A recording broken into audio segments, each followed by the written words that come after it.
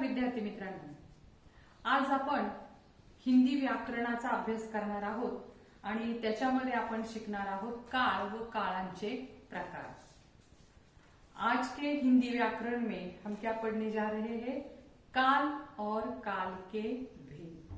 अब ये काल जो शब्द है ये क्रिया के काल होते हैं। काल क्रिया के होते हैं, इसलिए सबसे पहले हमें क्रिया को समझ लेना है। तो क्रिया किसे कहते हैं?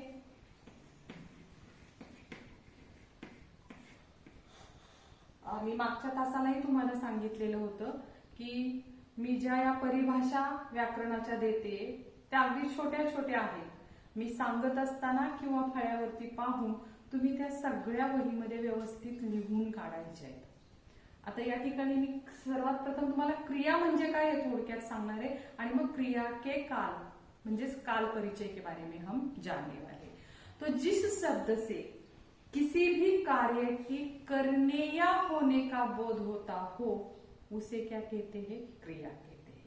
फिर से सुनो, जिस शब्द से किसी भी कार्य का करने या होने का बोध होता हो उसे क्या कहते हैं? क्रिया कहते हैं। आप क्रिया के बारे में सविस्तर भी पढ़ाई करने वाले हैं, लेकिन सबसे पहले इतना समझ लो क्योंकि उसी पर आधारित हमें क्या पढ़ना है? क्रिया के काल पढ़ना है। तो लिख लो, क्रिया किसे कहते हैं? जिस शब्द से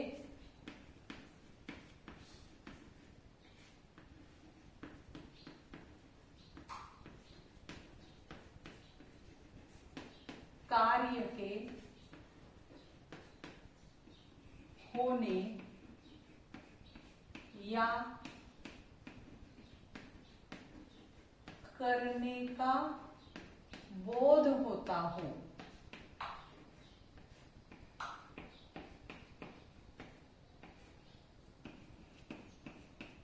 उसे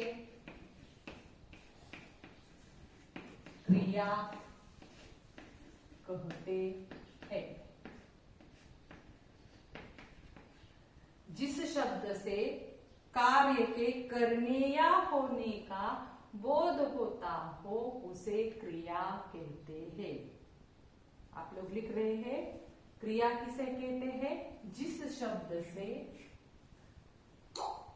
किसी भी कार्य के होने या करने का, जिस शब्द से किसी भी, यहां पर किसी भी लिखो, जिस शब्द से किसी भी कार्य के होने या करने का बोध होता हो उसे क्रिया कहते हैं।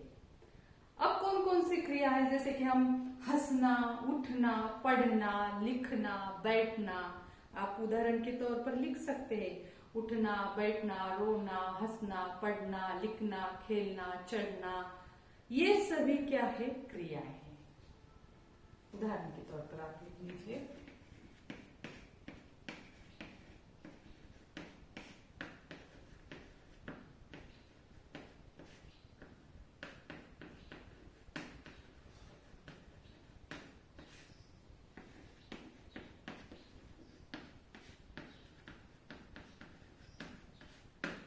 तो यहाँ पर मैंने कुछ उदाहरण लिखे हैं जैसे कि उठना, बैठना, पढ़ना, लिखना, सोना आदि। मैंने कई सारे उदाहरण बताए हैं, कुछ उदाहरण फलक पर लिखे हैं, आप लोग भी लिख सकते हैं। तो अब हम इसके उदाहरण देखेंगे, जैसे कि लड़का उठ गया या रमेश पढ़ रहा है या पढ़ाई कर रहा है, मैंने पाठ लिखा है, बच्चा सोया है।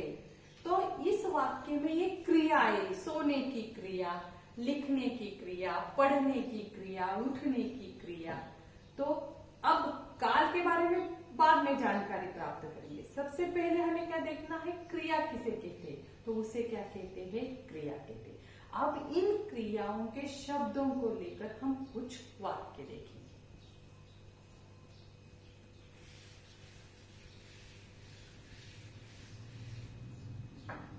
लिख लो आप उदाहरण के तौर पर,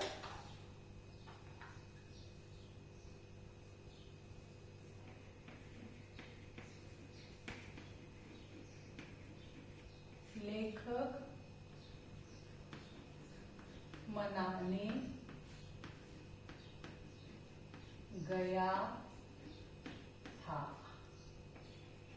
दूसरा उदाहरण लिख लो।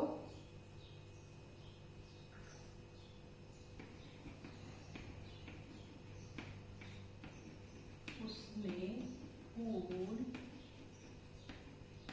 खरीद लिए होंगे, या उसने फूल खरीद लिए होंगे।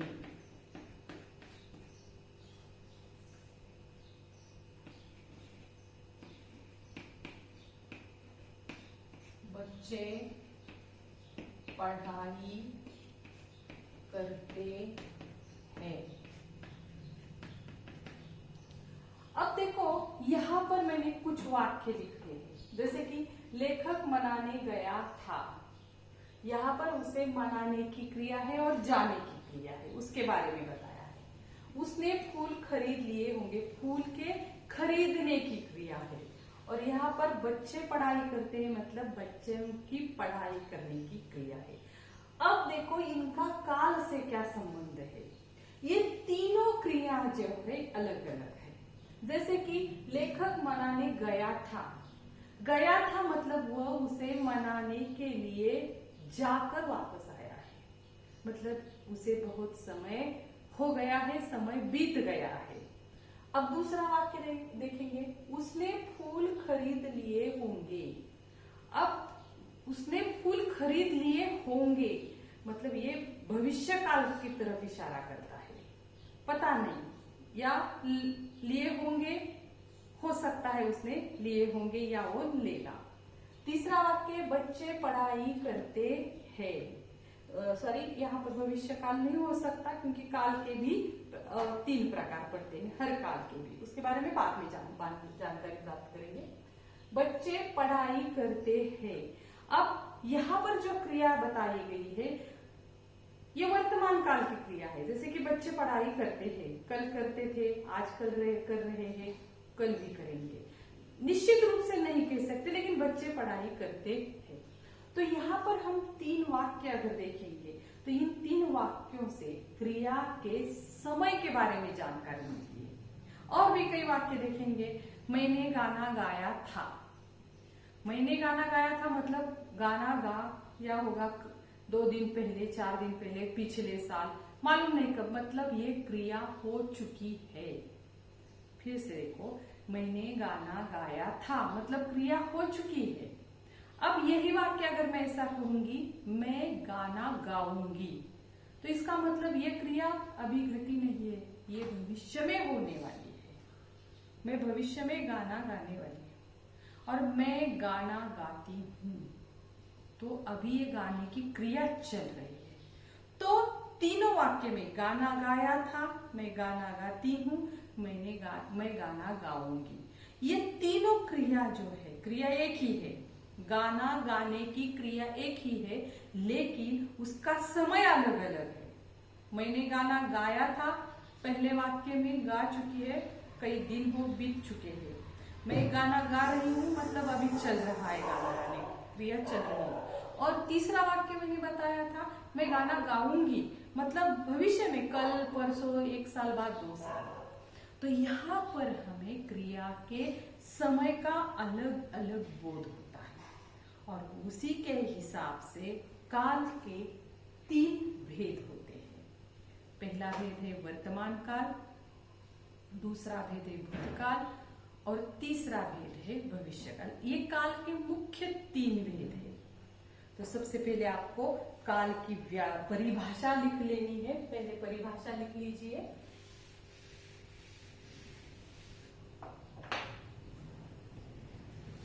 काल किसे कहते हैं, काल की परिभाषा, ज्याला आपण मराठीमध्ये व्याख्या वगैरे म्हणतो, लिहा।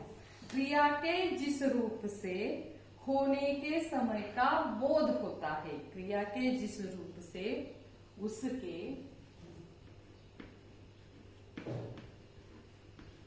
क्रिया के जिस रूप से उस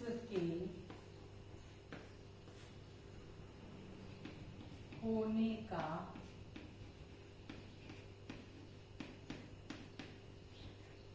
बोध होता है। क्रिया के जिस रूप से उसके होने के समय का बोध होता है उसे काल कहते हैं। उसके होने के समय का बोध होता है, समय का बोध होता है,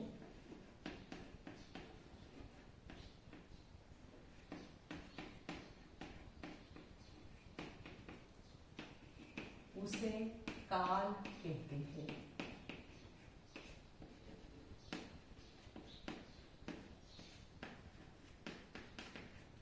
समय, यहाँ पर क्रिया के जिस रूप से उसके होने के समय का बोध होता है उसे काल कहते हैं। हमने 3 वाक्य देखे थे।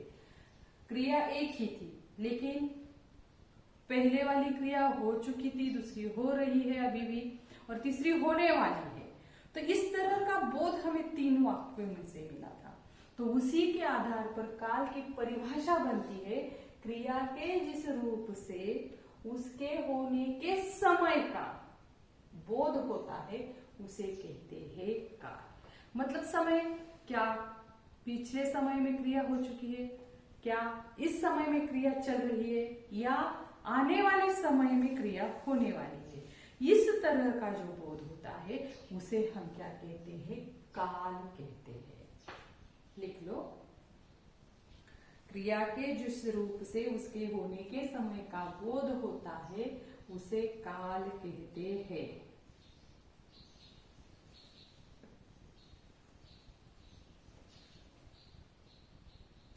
अब सबसे पहले हमें देखने हैं काल के मुख्य भेद। अब काल के मुख्य भेद है 3।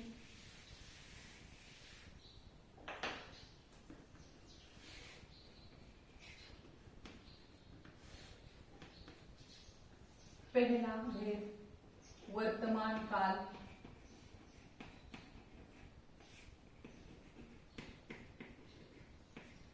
भूतकाल, और तीसरा है भविष्य काल।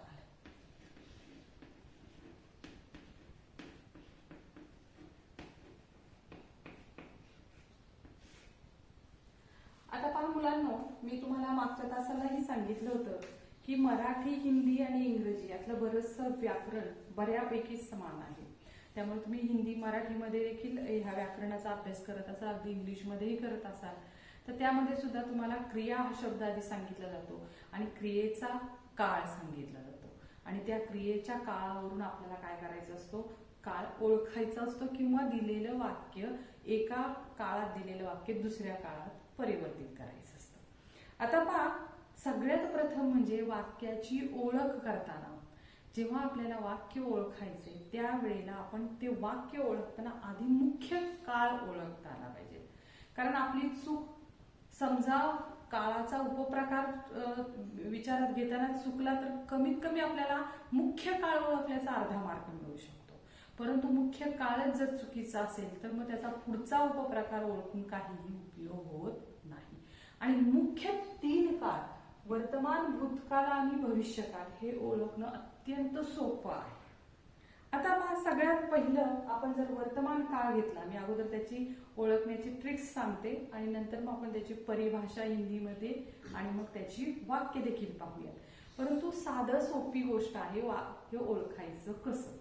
समजा वर्तमान काळ आपण अभ्यासतोय किंवा दिलेलं वाक्य आहे ते वर्तमान काळातलं आहे का, तर साधी सोपी गोष्ट आहे का लक्षात ठेवण्यासाठी, आपण वर्तमान पत्र आपल्या घरी येतं। वर्तमानपत्र कालही आपल्या घरी आलेलं असतं, कालच्या पाठीमागे कायम आलेलं असतं, आज आलेलं आहे, उद्या देखील सातत्याने येणार आहे, म्हणून तर त्याला वर्तमानपत्र म्हटलं जातं। तशी जी क्रिया मागे घडत होती, आता घडती, पुढे घडण्याची संभावना आहे, अशा प्रकारची जी वाक्य असतात ती वर्तमान काळाची असते। म्हणजे मैं पढ़ाई करता हूं, मैं खेलता हूं, इथे सांगितलेलं नाहीये की खेळून झाले का, पुढे खेळणार आहे का, म्हणजे सातत्याने घडणारी क्रिया, मैं पढ़ाई करता हूं,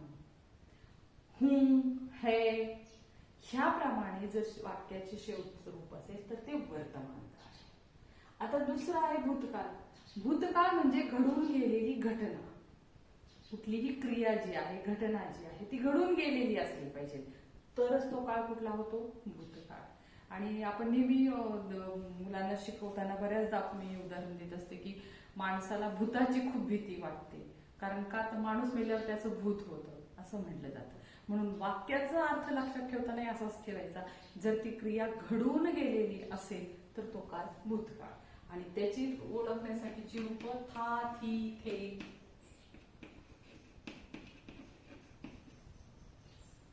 किंवा इथं है,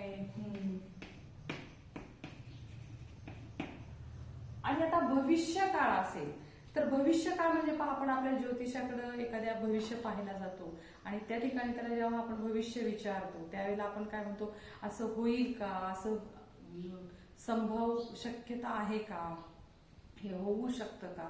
हिंदीत हीच रूपं कशी असतात की हम ये करेंगे, हम खाएंगे, हम गाएंगे, जाएंगे, लिखेंगे, पढ़ेंगे, उठेंगे, बैठेंगे.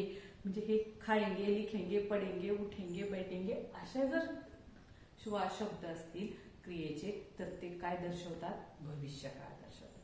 तर ह्या एक सोप्या युक्त्या आहेत काळ ओळखण्याच्या. आणि आता आपण व्याकरणाच्या परिभाषेच्या दृष्टिकोनातून या काळांचा अभ्यास करूया. तो सबसे पहले वर्तमान काल, भूतकाल, भविष्य काल. अब देखो हर काल के फिर से हम क्या देखेंगे, तीन तीन भेद देखेंगे. तो अभी तो भविष्य काल का सिर्फ सामान्य भविष्य काल ही देखेंगे, लेकिन वर्तमान और भूत का सामान्य वर्तमान काल, अपूर्ण वर्तमान काल और पूर्ण वर्तमान काल.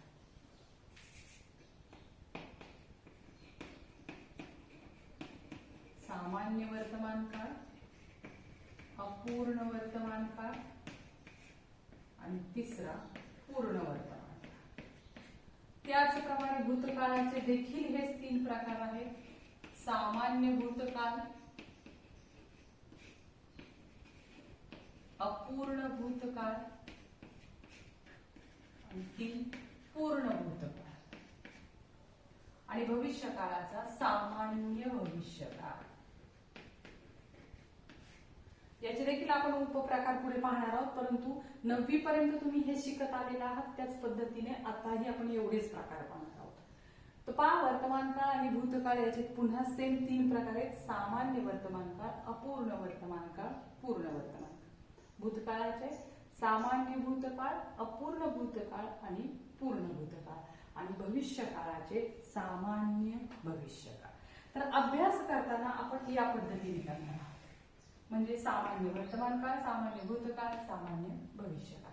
आणि मग वर्तमान, अपूर्ण वर्तमान काळ, अपूर्ण भूतकाळ, पूर्ण वर्तमान काळ, पूर्ण भूतकाळ, या पद्धतीने. तर सुरुवातीला अगोदर तुम्ही हा चार्ट लिहून काढा.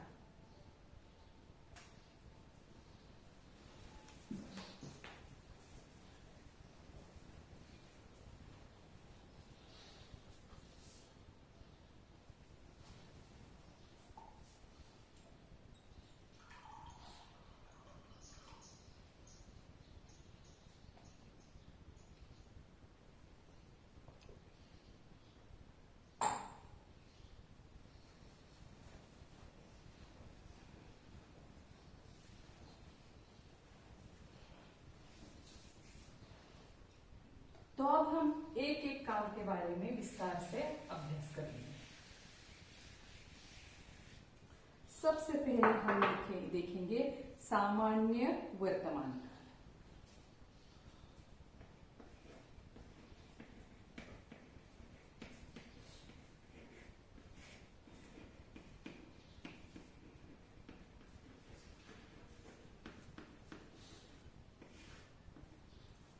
अब देखो, क्रिया के जिस रूप से यह ज्ञात होता हो कि कार्य बोलते या लिखते समय होता है. देखो, हमें जो वाक्य दिया है उस वाक्य में जो क्रिया हो रही है उससे हमें ये बोध होता है कि ये वाक्य लिखते या बोलते समय होता हो तो उसे कहते हैं सामान्य वर्तमान काल। यानी कि क्रिया के जिस रूप से ये पता चलता है कि क्रिया पूर्ण हुई अथवा अपूर्ण रही, ये पता ही नहीं चलता है कि क्रिया, मैंने बताया था आपको कि वर्तमान पत्र कल आ रहा है, आज आता है, भविष्य में भी आएगा, तो पता नहीं चलता है। तो उसी तरह से क्रिया के जिस रूप से ये पता चलता है या यह ज्ञात होता है कि कार्य बोलते या लिखते समय होता है, उसे हम कहते हैं सामान्य वर्तमान काल। इसमें क्रिया के रूप से पता नहीं चलता है कि क्रिया पूर्ण हुई है अथवा क्रिया अपूर्ण रही है। जैसे कि पुष्प को अपना अंत पता है, उसको पता है, लेकिन अब ये हमें इस क्रिया के बारे में ये पता नहीं चला है, आया है तो वर्तमान काल है, लेकिन अब पूर्ण है, अपूर्ण है या सामान्य है, तो इसमें ये पता नहीं चलता है कि ये क्रिया पूर्ण हुई है या अपूर्ण है। या दूसरा वाक्य देखो, आश्रम शिक्षा संस्था नहीं होती। एक सामान्य नियम है कि आश्रम शिक्षण संस्था नहीं होती है, तो ये पहले भी चलता था, अभी भी चल रहा है, आगे भी चलेगा। तो ये एक सामान्य नियम है। यहाँ पर क्रिया पूर्ण हुई है या नहीं हुई है, इस बारे में स्पष्टता से कुछ भी नहीं कहा गया है। या फिर प्रियाहीन मेरा मन डरता है। अब कब डरता था? पहले डरता था, आज डरता है या आगे डरता है, एक नियम बताया है, हाँ मेरा मन डरता है, तो उसे कहते हैं सामान्य वर्तमान काल। तो इसकी परिभाषा लिख लो, क्रिया के जिस रूप से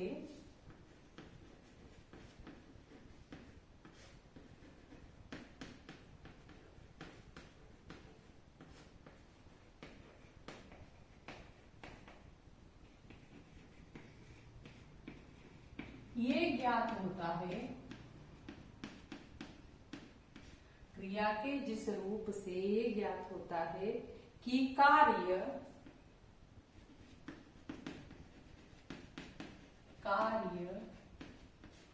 बोलते या लिखते समय, अब हमें काल पहचान करते वक्त क्रिया का समय देखना है, ये सबसे महत्वपूर्ण बात है। तो इसलिए क्रिया के जिस रूप से ये ज्ञात होता हो, कार्य बोलते या लिखते समय होता है,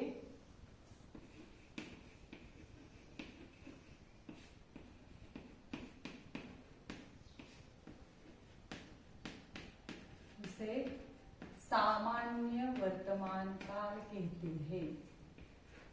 उसे सामान्य वर्तमान काल कहते हैं।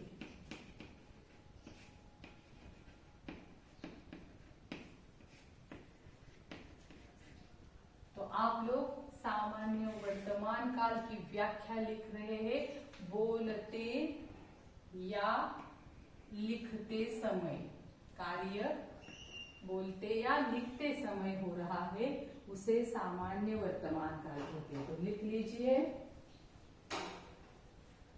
सामान्य वर्तमान काल की व्याख्या, क्रिया के जिस रूप से यह ज्ञात होता है कि कार्य बोलते या लिखते समय होता है, उसे सामान्य वर्तमान काल कहते हैं। उदाहरण के तौर पर, पुष्प को अपना अंत पता है। पुष्प को अपना अंत पता है। दूसरा वाक्य, मैंने आप लोगों को ये वाक्य बताए थे, आश्रम शिक्षण संस्था नहीं होती। आश्रम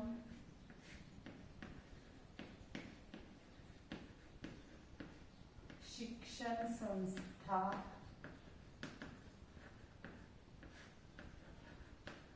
नहीं होती है। आश्रम शिक्षण संस्था नहीं होती। और तीसरा वाक्य, प्रियाहीन मेरा मन डरता है।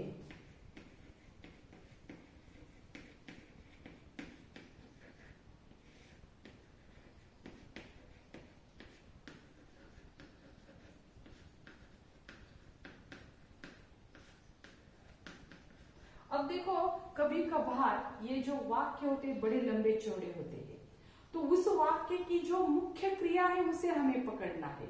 उसके आगे वाक्य में जो कुछ भी बताया है उसकी तरफ ध्यान नहीं देना है। वाक्य परिवर्तन करते वक्त वाक्य का वह अंश हमें वैसे ही लिखना है। जैसे कि आप प्रियाहीन मेरा मन डरता है, यहाँ पर हमें सिर्फ क्रिया कौन सी है, डरने की है, उसके बारे में ही परिवर्तन करना हो तो करना, या फिर पहचान करनी हो तो करनी।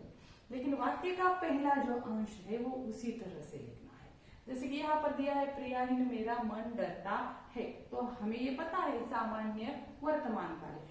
अगर हमें परिवर्तन करने को कहा गया हो और भूतकाल, अपूर्ण भूतकाल में वाक्य बना, तो ये पहले का भाग जो होता है वाक्य का वो वैसा ही रहेगा।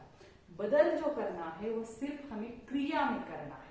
ज्यादातर लड़के क्या करते हैं, आगे का वाक्य भी जो होता है, वाक्य का जो अंश होता है उसे भी परिवर्तन करने की कोशिश करते हैं और फिर वाक्य में सब कुछ गलत हो जाता है। तो जैसे कि अगर ये सामान्य वर्तमान काल का वाक्य है, हमें अपूर्ण वर्तमान काल में बदलना है, तो प्रियाहीन मेरा मन डर रहा था। सिर्फ डरता है के बारे में हमें परिवर्तन करना है, डर रहा था। ये तो पहला है, वैसे कि वैसा ही हमें लिखना है। तो ये बात ध्यान में लो। आश्रम शिक्षण संस्था नहीं होती, तो आश्रम शिक्षण संस्था इसमें कुछ भी परिवर्तन नहीं करना है हमें। होती है या नहीं होती है, बस ये जो क्रिया है उसी में जो परिवर्तन लाना होगा तो परिवर्तन हम वहीं पर ही सिर्फ लाएंगे। तो ये बात भी आप लोग ध्यान में रखो, क्योंकि मैंने तो यहाँ पर जो उदाहरण के तौर पर वाक्य लिखे छोटे छोटे लिखे, हो सकता है इम्तिहान में इसके ही बड़े वाक्य आ सकते हैं। तो आप लोगों को सामान्य वर्तमान की क्रिया के ये 3 उदाहरण लिख लेने हैं। पुष्प को अपना अंत पता है। आश्रम शिक्षण या शिक्षा संस्था नहीं होती। आप शिक्षण लिख सकते हैं या शिक्षा भी लिख सकते हैं। और प्रियाहीन मेरा मन डरता है। अब देखो, यही सामान्य भूतकाल अब हम देखने जाएंगे। जैसे कि हमने वर्तमान काल देखा है, होती है, इस तरह से हम पहचान गए वर्तमान है और सामान्य है, क्योंकि इसमें कल, आज और भविष्य का पता नहीं चल रहा है, तो इसीलिए ये कौन सा काल है, सामान्य वर्तमान काल है। अब हम देखेंगे सामान्य भूतकाल। भूतकाल है तो सबसे पहले ध्यान में ये आना चाहिए क्रिया हो चुकी है। अब देखेंगे सामान्य भूतकाल।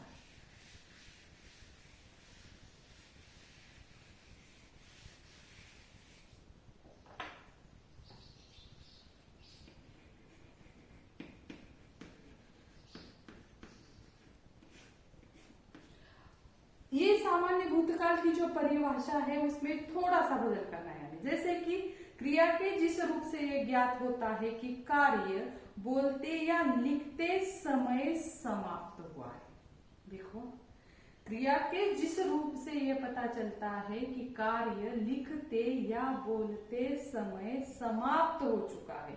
जैसे कि आप पहले वाक्य में हमने देखा था, प्रियाहीन मेरा मन डरता है, तो यह डरने की क्रिया समाप्त नहीं हुई है, इसलिए वह सामान्य वर्तमान काल था। लेकिन यहाँ पर हमें अगर ये पता चलता है कि बोलते या लिखते समय वो जो क्रिया है वो क्रिया समाप्त हो चुकी है, तो उसे हम क्या कहते हैं, उस क्रिया के काल को हम कहते हैं सामान्य भूतकाल। फिर से आप लोग ये समझ लीजिए कि भूतकाल है तो सबसे पहले हमें मुख्य काल की पहचान करानी होती है। तो भूतकाल कैसे पहचानेंगे, क्रिया हो चुकी है। तो अगर क्रिया लिखते या बोलते समय हमें क्रिया के जिस रूप से ये ज्ञात होता है कि कार्य बोलते या लिखते समय समाप्त हुआ है, उसे हम कहेंगे सामान्य भूतकाल। तो सबसे पहले आप लोगों को परिभाषा लिखनी है। क्रिया के जिस रूप से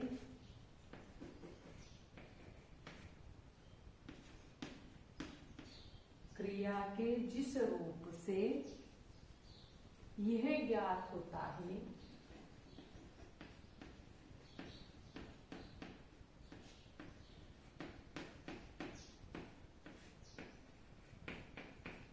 क्रिया के जिस रूप से यह ज्ञात होता है कि कार्य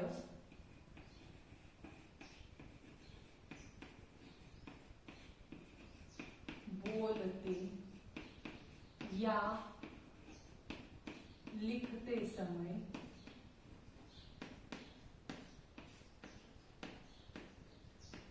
समाप्त हुआ है या समाप्त हो चुका है। क्रिया के जिस रूप से यह ज्ञात होता है कि कार्य बोलते या लिखते समय समाप्त हुआ, उसे सामान्य भूतकाल कहते हैं।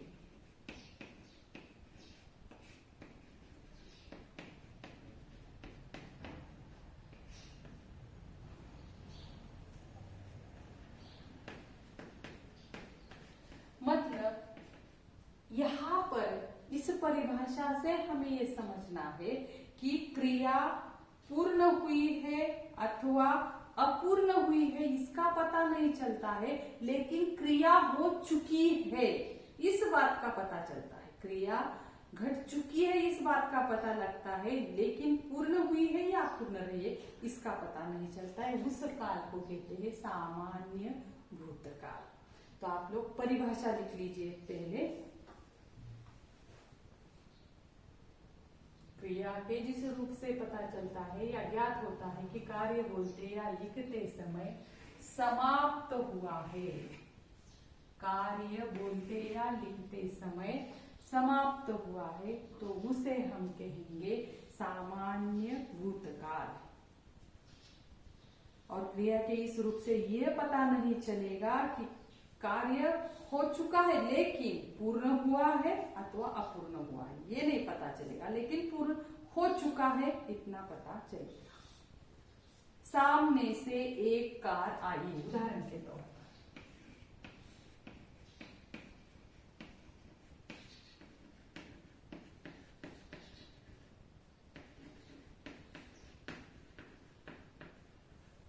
अब देखो एक इंसान दूसरे इंसान को एक कहानी बता रहा है और वो कह रहा है कि सामने से एक कार है, मतलब ये बता रहा है, इसका मतलब है ये घटना हो चुकी है, समाप्त हो चुकी है। तो इसीलिए काल कौन सा है? भूतकाल है।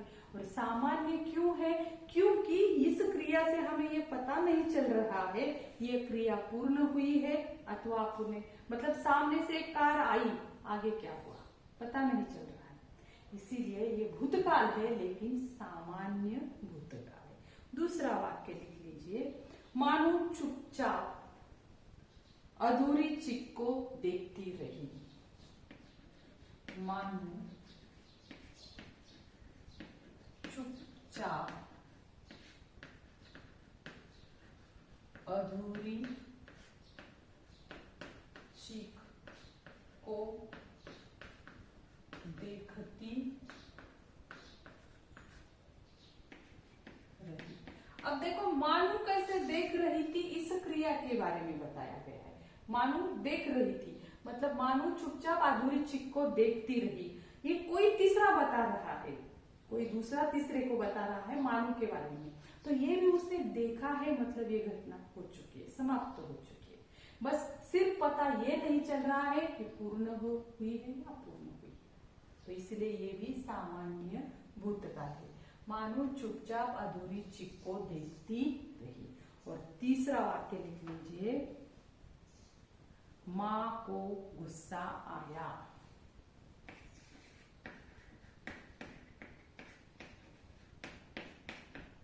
माँ को गुस्सा आया।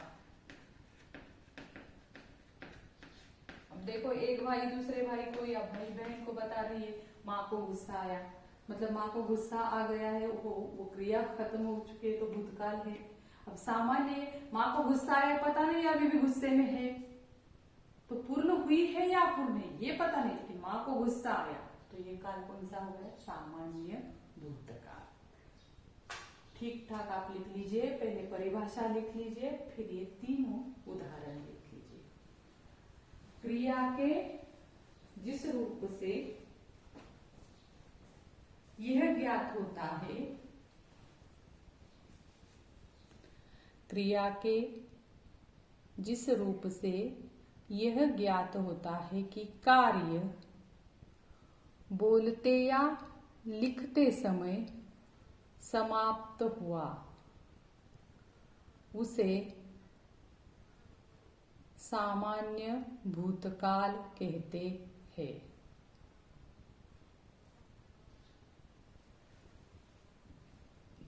उदाहरण,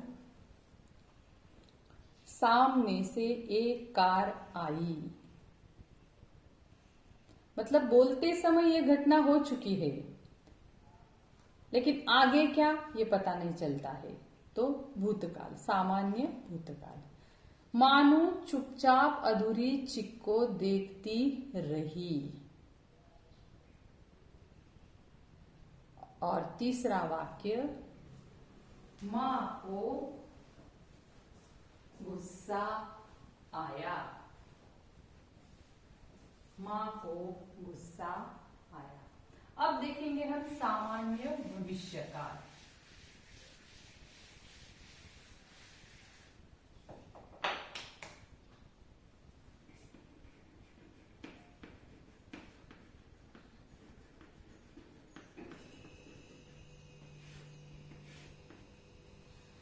तो देखो, ये तो आप लोगों को पता है, जैसे कि हमने देखा क्रिया हो रही है, क्रिया हो चुकी है।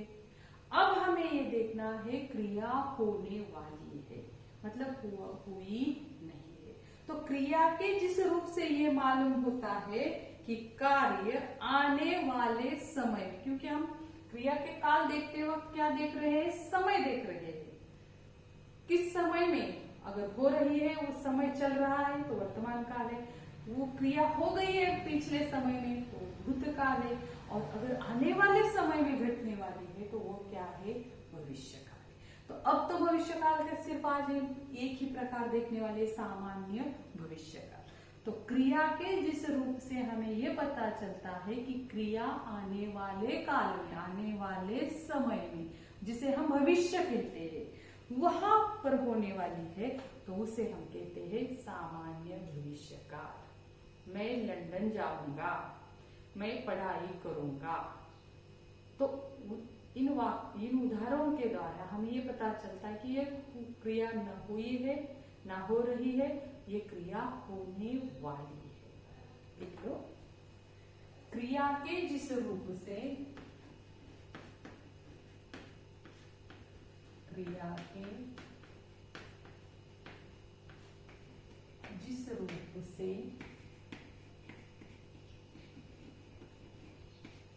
यह पता चलता है, क्रिया के जिस रूप से यह पता चलता है या यह मालूम होता है कि कार्य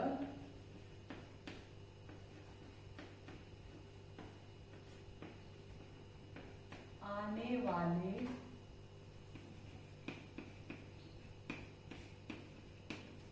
समय में, कार्य आने वाले समय में होगा,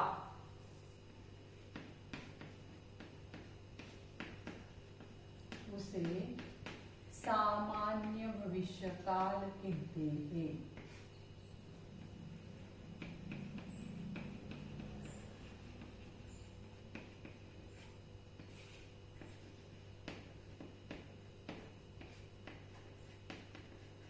क्रिया के जिस रूप से मालूम होता है या पता चलता है कि कार्य आने वाले समय में होगा उसे सामान्य भविष्य काल कहते हैं। उदाहरण के तौर पर मेरी चाय में चीनी ज्यादा डालिएगा। मेरी चाय में चीनी ज्यादा डालिएगा। अब आपको क्रिया तो पता चल गई है, मेरी चाय में चीनी ज्यादा डालिएगा। अब देखो यहां पर हमें ये तो पता चल रहा है कि अब तक चाय बनी नहीं है, बनने वाली है, तो बनाते वक्त ज्यादा चीनी डालने के बारे में सुझाव दिया है, मतलब उसके बाद में चाय बनने वाली है, तो ये भविष्यकाल हो गया, सामान्य भविष्यकाल। आपण कुणाच्या घरी जेव्हा जातो त्यावेळेला चहा घेणार का विचारतात, म्हणजे ते चहा करणार आहेत भविष्यात, त्याला आपण काय म्हणतो भविष्यकाल। मानू को ससुराल पहुंचाने मैं ही जाऊंगा। दूसरा उदाहरण, मानू को ससुराल पहुंचाने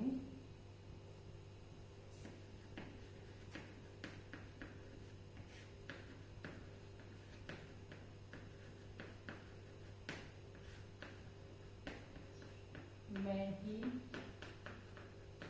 जाऊंगा। इसका मतलब मानू अब मैके में है, मानू अब ससुराल नहीं गई है, जाने वाली है, तो जो भी कोई उसे छोड़ने जाने वाला है वो क्या कह रहा है, मानू को ससुराल पहुंचाने मैं ही जाऊंगा।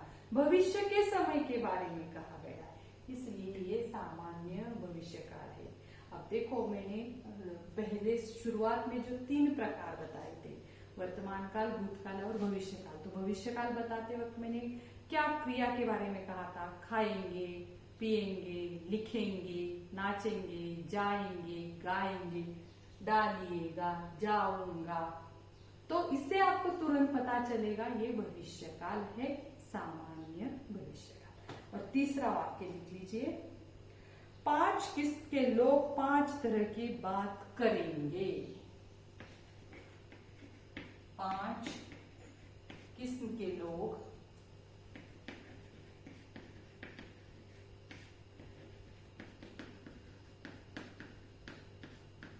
5 तरह की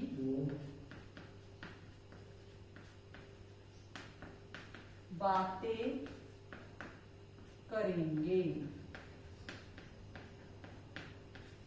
तो अभी तो आप लोगों के समझ में आया होगा, डालिएगा, जाऊंगा, करेंगे, इससे पता चलता है ये कौन सा काल है, भविष्य काल है, सामान्य भविष्य काल। तो लिख लीजिए, पहले परिभाषा लिख लीजिए,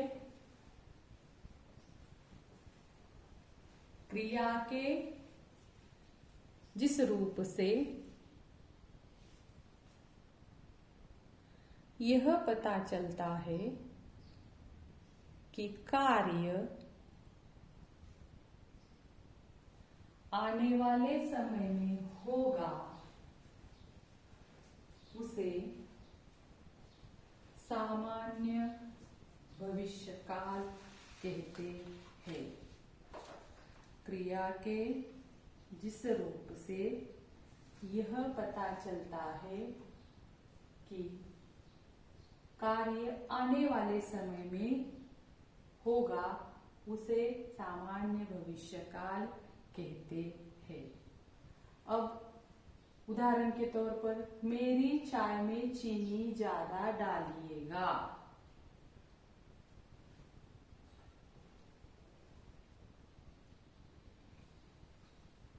दूसरा वाक्य, मानू को ससुराल पहुंचाने मैं ही जाऊंगा। और तीसरा वाक्य, 5 किस्म के लोग, म्हणजे प्रकार, आपण म्हणतो ना 5 तऱ्हेचे लोक, त्या पद्धतीने हिंदीमध्ये हा शब्द प्रयोग केला जातो। 5 किस्म के लोग 5 तरह की बातें करेंगे। तो आप लोगों के समझ में 3 काल आज हमने पढ़े हैं, सामान्य वर्तमान काल, सामान्य भूतकाल और सामान्य भविष्य काल। अब उनके कुछ उदाहरण देखेंगे।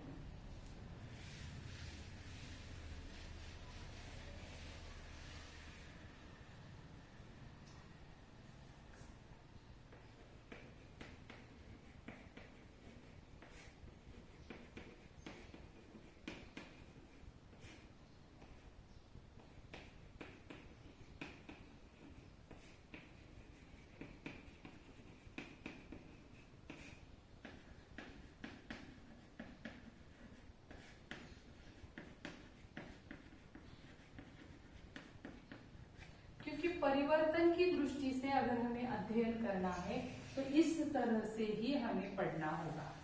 सामान्य वर्तमान काल, सामान्य भूतकाल और सामान्य भविष्य काल। अगर हमने सामान्य वर्तमान काल में एक वाक्य देखा, जैसे कि मैंने फल खाया या मैं फल खाता हूं। अब देखो, एक वचन का ये वाक्य है, मैं फल खाता हूं। बहुवचन में हम फल खाते हैं। अब ये पुल्लिंग में हो गया, मैं फल खाता हूं, हम फल खाते हैं। अब अगर स्त्रीलिंग में हो तो मैं फल खाती हूं, और बहुवचन में हो तो हम फल खाती है। तो क्रिया में परिवर्तन है, ये बात ध्यान में रखो। अब देखो, यहाँ खाने की क्रिया, फल खाने की क्रिया के बारे में बताया है। तो मैं फल खाता हूं।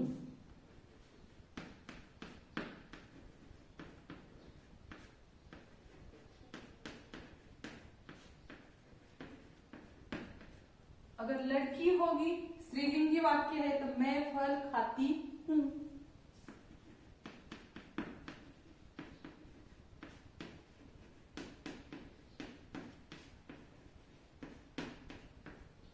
बहुवचन में है, अगर लड़के हैं तो हम फल खाते हैं, लड़कियां हैं तो हम फल खाती है।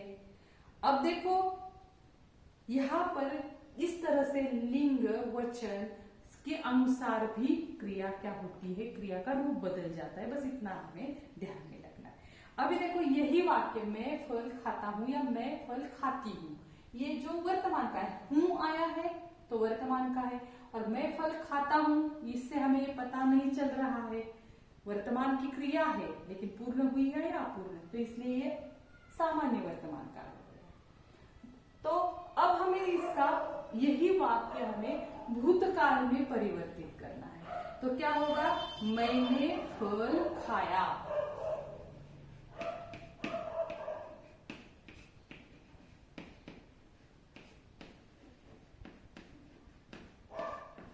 मैंने फल खाया मतलब क्रिया समाप्त हो चुकी, लेकिन कब, इस बारे में नहीं पता चलता, इसलिए सामान्य भूतकाल। मैंने फल खाया, लड़की होगी तो भी कहेगी मैंने फल खाया। बहुवचन में हमने फल खाया। अब इसी तरह से हम देखेंगे भविष्य काल में। तो भविष्य काल में मैं फल खाऊंगा, हम फल खाएंगे,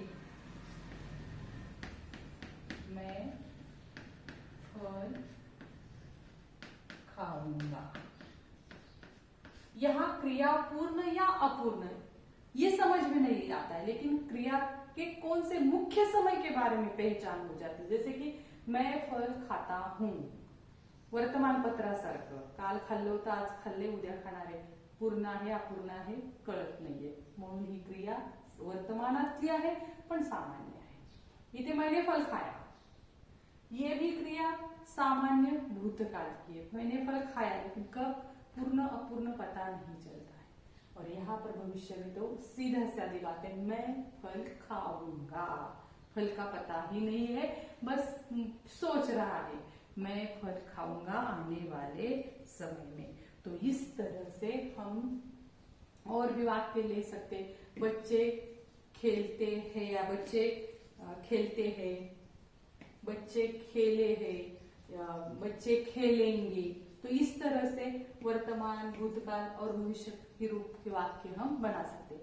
अब उदाहरण के परिवर्तन किस तरह से करना है ये हम अंत में देखने वाले हैं। अब सिर्फ हम ये देख रहे हैं कि हर एक काल की परिभाषा क्या है, उसके कुछ उदाहरण देख रहे हैं। सिर्फ अब ये 3 काल इकट्ठे आप लोगों को मुझे बताने थे, इसलिए मैंने यहाँ पर उदाहरण दिया है। अगर मैं फल खाता हूँ, सामान्य वर्तमान काल है, तो उसका भूतकाल में मैंने फल खाया। बच्चे खेलते हैं, बच्चे खेले, बच्चे खेलेंगे। तो इस तरह से ये सामान्य वर्तमान काल, सामान्य भूतकाल और सामान्य भविष्य काल बन गया है। अब हम अगली तासिका को काल के जो अपूर्ण और पूर्ण रूप है, अपूर्ण वर्तमान काल, अपूर्ण भूतकाल, पूर्ण वर्तमान काल और पूर्ण भूतकाल, उसके बारे में पढ़ाई करेंगे। तो ये भी फलक का आप लिख सकते हैं, वचन, लिंग, इसके परिवर्तन के अनुसार भी लिख सकते हैं। जैसे कि मैं फल खाता हूँ, पुल्लिंगी है, स्त्रीलिंगी में मैं फल खाती हूँ, हम फल खाते हैं, हम फल खाती है, इस तरह से भी लिख सकते हैं। भूतकाल में भी लिख सकते हैं, भविष्य काल में मैं फल खाऊंगा या मैं फल खाऊंगी, बस इस तरह से आप लिख सकते हैं। तो पहले आप लोग क्या कीजिए, इस तरह से कोई भी एक वाक्य लीजिए। आता तुम्हाला मी एक अभ्यास देते, असा चार्ट करायचा, सामान्य वर्तमान काळ, सामान्य भूतकाळ आणि सामान्य भविष्यकाळ। जे वाक्य ज्या क्रियेचं घेणार आहे त्यात तुम्हाला मुख्य ही गोष्ट लक्षात ठेवायची आहे, क्रिया अपूर्ण पूर्ण करता कामा नये, फक्त ती वर्तमानातली, भूतकाळातली, भविष्यातली एवढ्या प्रकारे एक वाक्य घ्यायचं आणि त्याचं परिवर्तन ह्या तिन्ही काळात करण्याचा तुम्ही काय करा, प्रयत्न करा। प्रयत्न तर करा, तुम्हाला अजून सरावानुसार हे वाक्यांची पहचान करायला चांगल्या प्रकारे येणार आहे। मला असं वाटतं आज आपण पाहिलेला अभ्यास पुन्हा एकदा रिवीजन करू। क्रिया जे किसे कहते हैं, फिर हमने देखा क्रिया के काल, क्रिया का काल मतलब समय का बोध होना। अब कौन से समय का, उसके अनुसार क्रिया के काल के भेद देखे हैं। अगर क्रिया वर्तमान की है तो वर्तमान काल, हो चुकी है तो भूतकाल, होने वाली है तो भविष्य काल। फिर हर काल के हमने 3 प्रकार देखे, सामान्य वर्तमान काल, सामान्य भूतकाल, सामान्य भविष्य काल। अब हम अगली तासिका को देखेंगे, अपूर्ण और पूर्ण वर्तमान काल और